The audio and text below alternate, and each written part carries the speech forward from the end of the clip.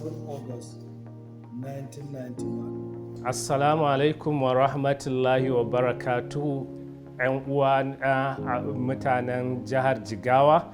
Ina taya mu murnar zagayowa wannan ranar da aka kafa wannan jihar tamu mai albarka, jihar Jigawa.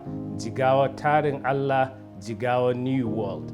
Wannan abin farin ciki ne ga dukkan ɗan Jigawa, ganin irin yanayin ci gaba da aka samu a cikin wannan shekara 31 daga kafa wannan jiha.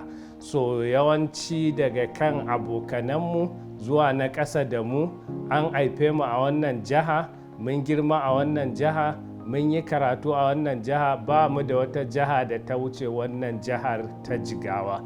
Don haka abin farin ciki ne a gare mu ganin irin ci gaba da aka samu a wannan jiha, kuma ba abin da zai ƙara mana ci gaba fiye da haɗin kai da ake samu a wannan jiha.